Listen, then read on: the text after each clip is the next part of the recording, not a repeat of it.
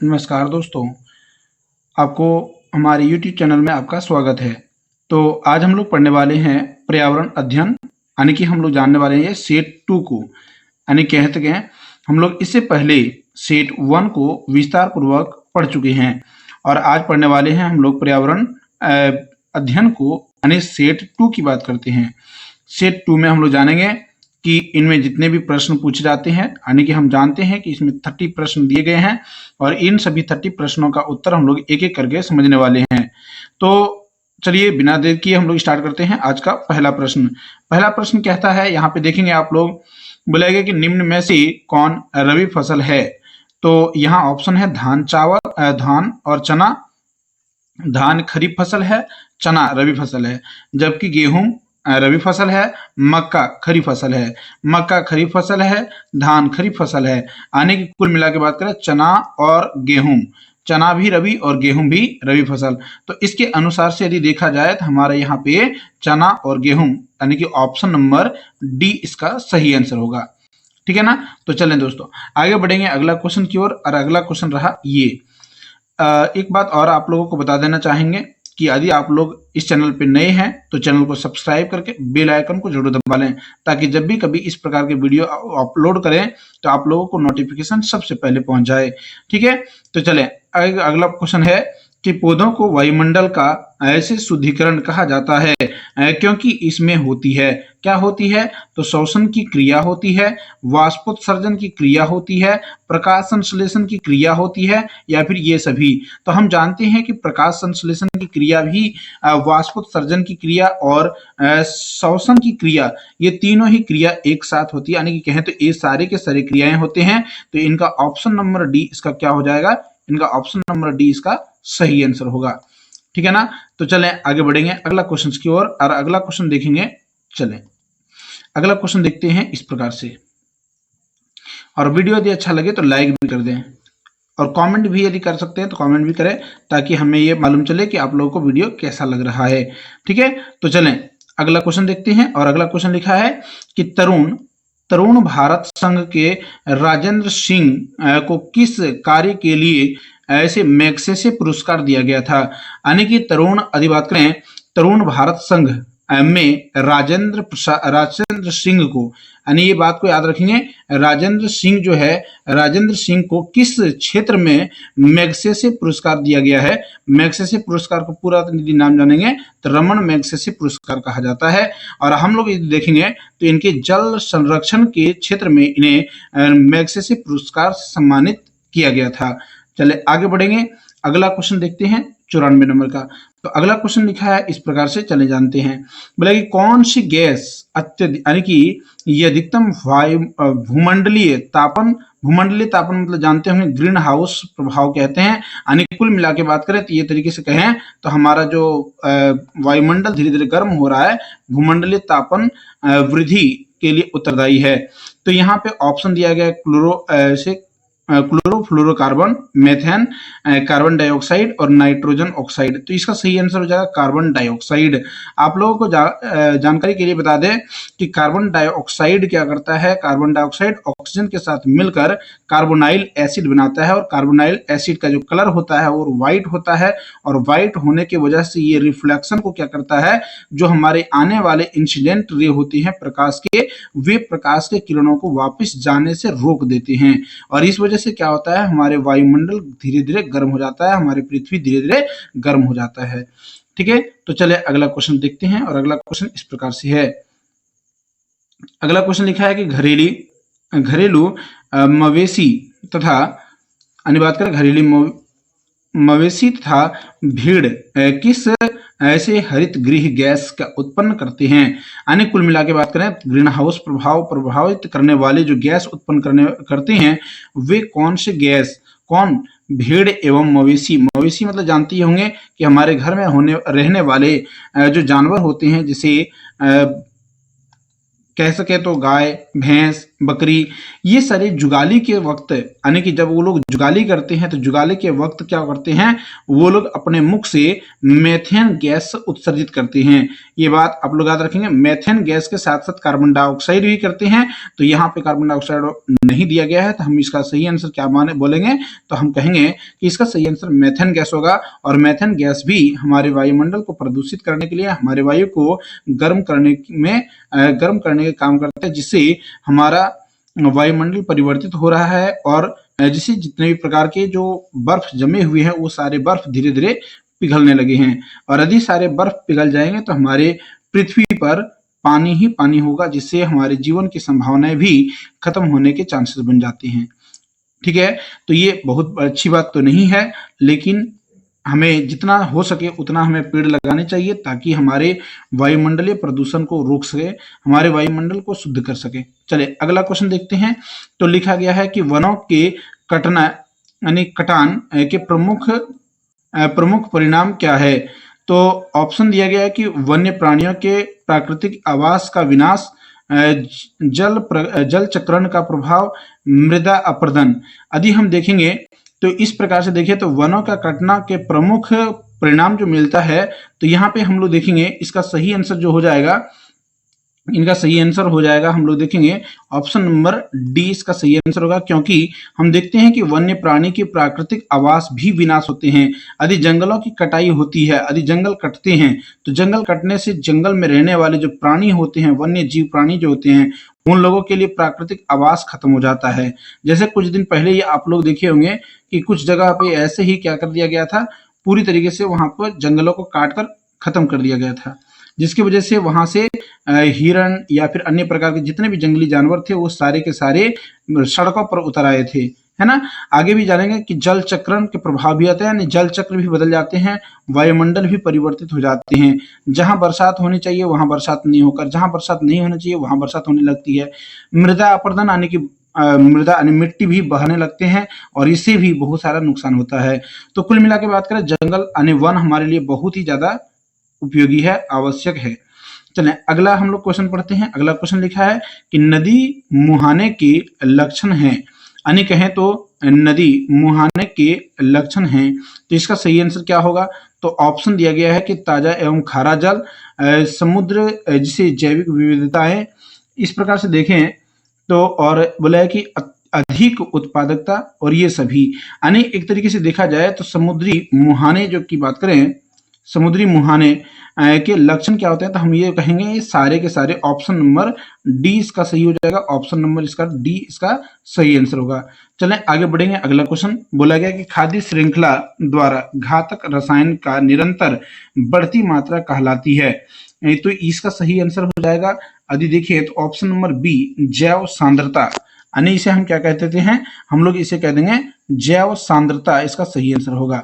जैव सांद्रता क्या हो जाएगा, इसका बिल्कुल सही आंसर हो जाएगा। ठीक है, तो चले हम लोग आगे बढ़ेंगे इसके अगले क्वेश्चन की ओर बढ़ते हैं। अगला क्वेश्चन रहा 99 का। तो लिखता है कि केदारनाथ अभ्यारण्य निम्न के लिए जाना जाता है। तो यहाँ पे समझेंगे केदारनाथ अभ्यारण्य जो है, केदारनाथ अभ्यारण्य किन के लिए जाना जाता है, किन के लिए प्रसिद्ध है। तो ऑप्शन यहाँ पे होगा कस्तूरी मृग। कस्तूरी मृग यानी कि कहें तो कश्मीरी मृग, यानी मृग मतलब हम जानते हैं कि मोरों के लिए यहाँ पे प्रसिद्ध किए गए हैं, फिर अभ्यारण्य बनाए गए हैं। ठीक है ना। कस्तूरी हिरण के लिए यहाँ एक तरीके से देखा जाए तो मृग के लिए ये अभ्यारण्य बनाए गए हैं। तो चलें अगला क्वेश्चन की ओर बढ़ते हैं। बोला है कि किस मृदा में जल धारण करने की क्षमता अत्यधिक होती है। जल धारण करने की क्षमता का मतलब आप लोग जानते होंगे कि यदि कोई मिट्टी है और मिट्टी में पानी को अपने पास रखने की जो क्षमता होती है सबसे ज्यादा होता है चिकनी मिट्टी में, क्योंकि चिकनी मिट्टी एक बार भीग जाने के बाद उसमें पानी सोख लेता है, पूरी तरीके से अपने पानी उसके पास रह जाता है। फिर आगे बढ़ेंगे अगला क्वेश्चन की ओर। अगला क्वेश्चन लिखा है कि भारत में हरित क्रांति का जनक किसे कहा जाता है। भारत में हरित क्रांति का जनक किसे कहा जाता है। आप लोग देखेंगे कि आप लोग पहले से भी जानते होंगे कि हरित क्रांति का जनक जो है डॉक्टर एस स्वामीनाथन हैं, यानी कि हरित क्रांति का जनक किसे कहा जाता है, तो हम कहेंगे कि MS स्वामीनाथन, MS स्वामीनाथन इसका सही आंसर हो जाएगा। तो चलिए इसके आगे की ओर बढ़ते हैं। चलिए इसके आगे की ओर बढ़ते हैं अगला क्वेश्चन की ओर। तो अगला क्वेश्चन है कि बर्फ पर अंडे, है ना, बर्फ पर अंडे देने वाली पक्षी कौन सी है? बर्फ पर अंडे देने वाली पक्षी कौन सी? ये मोस्ट इंपॉर्टेंट क्वेश्चन रहेगा, एग्जाम हॉल में ऐसे क्वेश्चन देखने को मिल सकते हैं। बर्फ पर अंडे देने वाली पक्षी कौन सी होती है? तो ऑप्शन दिया गया है कि आर्कटिक टर्न, या फिर हेमिंग बर्ड, या फिर एल्बेंट्रास, या फिर पेंगुइन। तो इसका सही आंसर यदि देखने जाएंगे तो इसका सही आंसर आप लोगों को देखिएगा कि इसका सही आंसर हो जाएगा पेंगुइन। पेंगुइन कहाँ रहते हैं? तो बर्फीले क्षेत्रों में रहते हैं। और आप लोग पेंगुइन के बारे में पहले भी जानकारी प्राप्त किए होंगे और नहीं किए हैं, और यदि जानकारी चाहिए पेंगुइन के बारे में वीडियो चाहिए तो आप लोग कमेंट करें, हम इसके बारे में भी बता देंगे। तो चलें आगे पढ़ेंगे अगला क्वेश्चन 103 नंबर का। बोला कि आर्कटिक मरुस्थल किसका दूसरा नाम है? आर्कटिक मरुस्थल किसका दूसरा नाम है? ऑप्शन लिखा गया है टुंड्रा, सवाना, टेगा, या फिर स्टेपी। तो इसका सही आंसर हो जाएगा टुंड्रा। टुंड्रा प्रदेश जो है इसे आर्कटिक मरुस्थल का दूसरा नाम है। तो चलें आगे बढ़ेंगे। अगला क्वेश्चन लिखा गया क्या, एक जरा देखेंगे। अगला क्वेश्चन लिखा है कि मेजोजोइक युग निम्न प्राणियों का युग माना जाता है। तो इसका सही आंसर हो जाएगा, हम लोग यदि देखें इसका सही आंसर हो जाएगा सरीसृप जीवों क्या, यानी कि यदि मेजोजोइक युग की बात करें, मेजोजोइक युग की, तो मेजोजोइक युग क्या कहलाता है? सरीसृपों का जीवों के बारे में अध्ययन करना कहलाता है। ठीक है, अगला क्वेश्चन लिखेंगे क्या? अगला क्वेश्चन जो है यहाँ पे देखेंगे, अगला क्वेश्चन लिखा है कि चेरनोबिल दुर्घटना किससे संबंधित है? चेरनोबिल दुर्घटना किससे संबंधित है? तो इसका ऑप्शन नंबर इसका हो जाएगा सी, इसका सही आंसर हो जाएगा नाभिकीय दुर्घटना। या इस बात को याद रखेंगे, चेरनोबिल, ये मोस्ट इंपॉर्टेंट क्वेश्चन है, आप लोगों को एग्जाम में इसी प्रकार से देखने को क्वेश्चन मिल सकता है, मोस्ट वीआई क्वेश्चन है। ठीक है, तो चेरनोबिल दुर्घटना किससे संबंधित है, इसे प्रश्न को आप लोग नोट कर लेंगे, बेहतर होगा। नाभिकीय दुर्घटना इसका सही आंसर होगा। तो चलें, ये सारे प्रश्न आप लोगों को प्रीवियस ईयर में क्वेश्चन में पूछा गया है, और वैसे ही प्रश्न को आप लोगों के साथ सेट के साथ डिस्कशन कर रहे हैं। उम्मीद है आप लोगों को अच्छा लगेगा, और अच्छा लगता है तो आप लोग कमेंट भी करके हमें मोटिवेट कर सकते हैं। तो चलें आगे बढ़ेंगे अगला क्वेश्चन की ओर, क्योंकि हम लोग चाहते हैं कि आप हमें कमेंट करें ताकि हम थोड़ा सा और मोटिवेट होकर और बेहतर ढंग से आप लोग के साथ जुड़ पाएं। चले आगे अगला क्वेश्चन जानते हैं। 106 नंबर का बोला गया, भारतीय संविधान का कौन सा अनुच्छेद पर्यावरण संरक्षण के प्रत्येक नागरिक के मौलिक कर्तव्य के रूप में पहचान कराता है? तो यहाँ पे देखेंगे अनुच्छेद 42, अनुच्छेद 48A, अनुच्छेद 51A, अनुच्छेद 20। तो इसका सही आंसर जो हो जाएगा, इसका सही आंसर देखेंगे ऑप्शन नंबर सी, अनुच्छेद 51 का ए। अनुच्छेद 51 का ए कहता है कि भारत में रहने वाले प्रत्येक नागरिक का एक कर्तव्य है कि पर्यावरण संरक्षण हमारा जिसे मौलिक कर्तव्य के रूप में है, यानी कि पर्यावरण संरक्षण क्या है? पर्यावरण संरक्षण ही हमारा मौलिक कर्तव्य है। ठीक है, तो आगे बढ़ेंगे अगला क्वेश्चन। अगला क्वेश्चन रहा ये क्वेश्चन नंबर 107। क्वेश्चन नंबर 107 कहता है कि वन संरक्षण अधिनियम के अनुसार किसकी खेती गैर वन्य गतिविधि है? तो यहाँ पे यदि कहें तो ये सभी हो जाएगा, यानी कहें तो ये गैर, एक तरीके से देखा जाए यहाँ पे अगर फिर से दोबारा आप लोगों को समझाते हैं कि वन संरक्षण अधिनियम के अनुसार से देखा जाए तो खेती गैर वन्य गतिविधियां हैं, यानी कि वन के रिलेटेड नहीं है। तो यहाँ पर रबड़ का उत्पादन की बात करते हैं, चाय के उत्पादन की बात करते हैं, शहतूत के उत्पादन की बात करते हैं, तो ये सारा इसका सही आंसर हो जाएगा। ठीक है, तो चलें अगला क्वेश्चन देखते हैं। अगला क्वेश्चन लिखा है, अगला क्वेश्चन है यहाँ पे आप लोग देखेंगे, वायुमंडल का कौन सा भाग प्रकाश का परावैंगनी किरणों को पृथ्वी की सतह पर आने से रोकते हैं? ये अल्ट्रावायलेट रे जो होते हैं, यूवी लाइट जो होता है, ये यूवी लाइट बहुत ज्यादा हानिकारक रे होता है, हानिकारक किरण होता है, इससे हमारे वायुमंडल को रोकता है। तो ये कौन रोकता है? इस प्रश्न का यदि आंसर देखें तो इस प्रश्न का आंसर हो जाएगा डी नंबर, यानी कि आयन मंडल इसको रोकता है, यानी कि आयन मंडल इसका सही आंसर होगा। ठीक है, तो चलें आगे बढ़ेंगे। अगला क्वेश्चन है कि भूतापीय ऊर्जा किस प्रकार का संसाधन है? भूतापीय ऊर्जा किस प्रकार का संसाधन है, इसके बारे में पढ़ते हैं।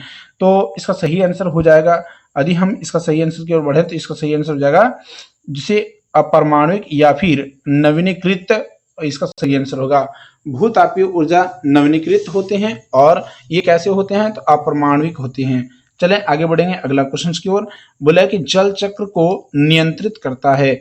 जल चक्र का अर्थ आप लोग जानते होंगे कि जब हमारा सूर्य का प्रकाश जब पृथ्वी पर पड़ता है, मान लेते हैं कि यहाँ पे अर्थ है, अर्थ से सूर्य से प्रकाश जब पड़ता है तो यहाँ जो पानी है वो भाप बनकर उड़ते हुए ऊपर जाते हैं और ऊपर में जाकर क्या बनाते हैं, बादल बनाते हैं, और वही बादल फिर से वापस बरसात के रूप में वापस जमीन पे आते हैं और जमीन पर आने के बाद फिर से वापस ऐसे ही भाप बनकर जाते हैं। तो ये प्रकार क्या दिखाया जा रहा है कि जल चक्र दिखाया जा रहा है कि नहीं।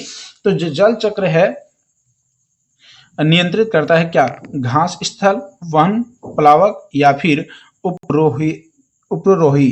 तो इसका सही आंसर हो जाएगा बी नंबर यानी कि 1। इसका सही आंसर हो जाएगा बी नंबर 1। चलें आगे बढ़ेंगे अगला क्वेश्चन। बोला कि खाद्य, प्रकाश तथा स्थान के लिए अधिक संघर्ष होता है।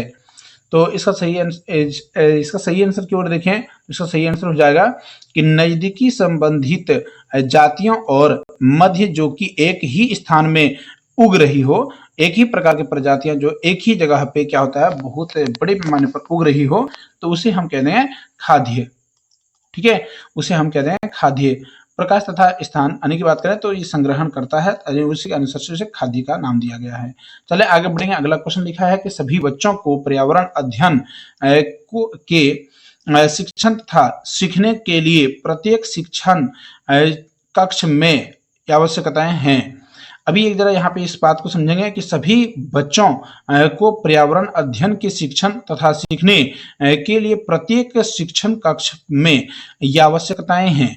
तो इसका सही आंसर क्या हो जाएगा, यानी कि इसमें बताना है कि कौन सी किस प्रकार के वाक्य है, तो इसमें बताना है कि इसका सही आंसर क्या होगा। तो इसका सही आंसर की ओर बढ़े तो ये बोला है कि संज्ञानात्मक या फिर आयु उपयुक्त पाठ्यक्रम है या फिर अनुकूल एवं धमकी रहित पाठ्यक्रम है।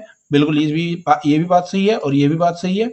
अगला बोला है कि स्कूल रहित व्याकलन तथा व्याख्यान प्रस्तुत करना, ये भी बात सही है, यानी कि उपयुक्त सभी, इसका क्या हो जाएगा, उपयुक्त सभी इसका आंसर हो जाएगा।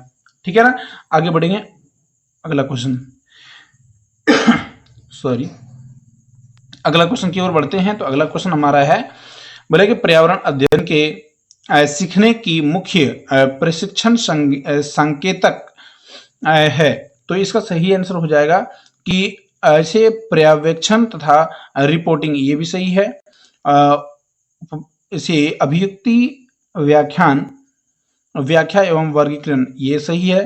पूछताछ, विश्लेषण और प्रयोग, ये भी सही है, यानी कि उपयुक्त सभी, इसका भी उपयुक्त सभी इसका आंसर होगा।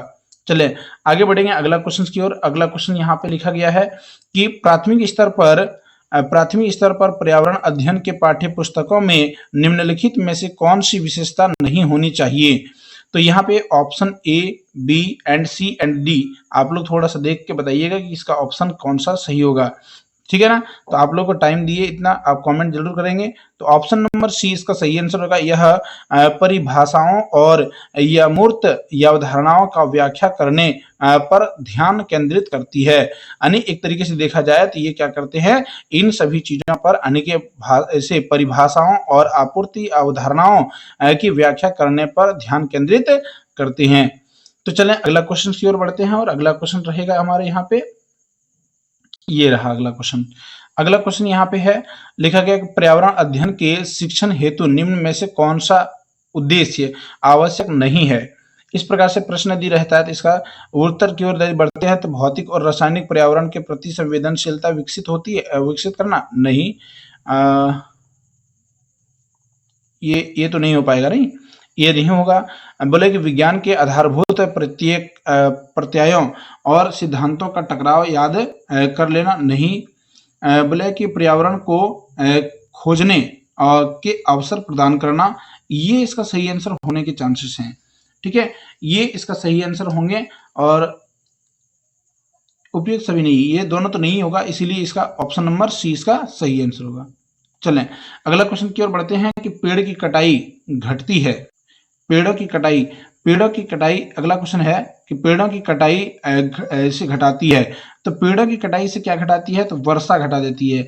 मृदा अपरदन तो नहीं घटाई, मृदा अपरदन बढ़ जाएगा, भूस्खलन बढ़ जाएगा, यानी कि वर्षा क्या हो जाएगा? वर्षा कम हो जाएगा।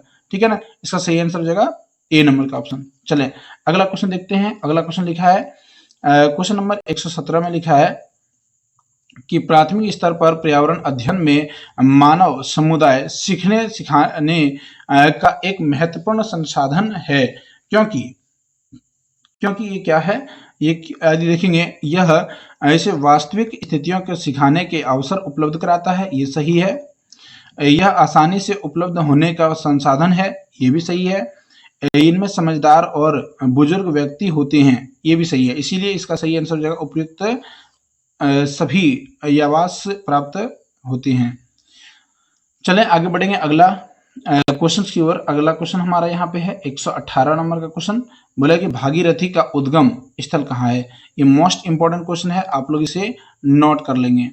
भागीरथी या नोट कर लेंगे या फिर स्क्रीनशॉट ले लेंगे, बेहतर होगा। भागीरथी नदी का उद्गम स्थल कहाँ है? तो भागीरथी का उद्गम स्थल की बात करें तो गंगोत्री हिमानी, याद रखेंगे इस बात को। गंगोत्री ग्लेशियर से क्या करता है? गंगोत्री ग्लेशियर से भागीरथी और यमुनोत्री हिमानी से यमुना नदी, यानी कि बात करें यहाँ पे भागीरथी और अलकनंदा दो नदियां निकलती है और दोनों नदियां आपस में मिलने के बाद गंगा का निर्माण करते हैं, है ना। अलकनंदा और भागीरथी मिलने से क्या करते हैं? गंगा का निर्माण करता है और यही गंगा में आकर ये यमुना नदी आकर मिल जाते हैं। जब यमुना नदी आके मिल जाते हैं तो इसके नाम ही पूरा का पूरा गंगा नदी के नाम से जाना जाता है। तो इस प्रकार से ये नदियों का संगम होता है। और भी नदियों के बारे में यदि जानकारी चाहिए तो आप लोग कमेंट कर सकते हैं। आगे लिखा गया है इस प्रकार से, बोला है कि मीनामाता रोग प्रदूषित जनित रोग जो कि परिणाम है किसका? ये मोस्ट इंपॉर्टेंट क्वेश्चन है। बहुत बार ये क्वेश्चन देखने को मिल रहा है, जितना बार सेट बनाइएगा आप लोग मैक्सिमम क्वेश्चन में देखने को मिलेगा। मीनामाता रोग पर किस प्रकार के प्रदूषण से फैलता है, यानी किस प्रदूषण जनित रोग है? यानी कि इसका सही आंसर की ओर देखेंगे तो उद्योग पारा व्यर्थ को पानी में छोड़ने के लिए, यानी कि यदि बात करें हम लोग जब कोई उद्योग करते हैं, उद्योग के क्रम में जो पारा को छोड़ देते हैं बिना उसका उपचार किए ही छोड़ देते हैं, तो उससे इस प्रकार के यानी कि मीनामाता रोग उत्पन्न होते हैं। तो चले अगला क्वेश्चन पढ़ते हैं और आज का लास्ट क्वेश्चन देखा जाता है। ठीक है, तो ये अब क्वेश्चन आज का है लास्ट क्वेश्चन। ऑप्शन क्वेश्चन दिया गया है कि सूची 1 और सूची 2 को सुमेलित कीजिए। बोला कि पर्यावरण अधिनियम कब और वन्य जीव अधिनियम, वन्य अधिनियम और जल प्रदूषण से यानी कि अधिनियम बनाए गए हैं। ये ऑप्शन यहाँ पे अनुसूची 2 में दिया गया 1974, 1986, 1972, 1980। तो इसका देखना है कि कौन सा सुमेलित किया गया। जो ऑप्शन है इसका ऑप्शन सही कौन सा है इसको देखना है। तो इसको देखेंगे तो यहाँ पे कहेंगे वन्य से पर्यावरण अधिनियम जो है, पर्यावरण अधिनियम जो है वो 1986 में हुआ था। पर्यावरण अधिनियम कब हुआ था? 1986 में। इसी प्रकार से यदि देखा जाए तो वन्य जैसे वन्य जीव अधिनियम जो है 1972 में हुआ था और वन्य अभियान जो है, वन्य अभियान जो है वो कब हुआ था? तो हम कहेंगे 1980 में हुआ था। इसी प्रकार से जल अभियान कब हुआ था? तो 1974 में हुआ था। इस प्रकार से देखा जाए तो ये ऑप्शन कहाँ मिल रहा है? तो ऑप्शन नंबर डी में मिल रहा है, जिसका डी नंबर का ऑप्शन सही होगा। ऑप्शन नंबर डी इसका क्या हो जाएगा? सही हो जाएगा। आप लोग को ये वीडियो कैसा लगा? आप लोग को समझ में आया कि नहीं आया? समझ में आया कि नहीं आया? और हेल्पफुल यदि लगा है तो अच्छा लगा है तो लाइक करें, शेयर करें और सब्सक्राइब नहीं किए तो सब्सक्राइब करके बेल आइकन को जरूर दबा लें। आज के लिए इतना ही, फिर मिलेंगे अगली class. Thank you for watching, take care.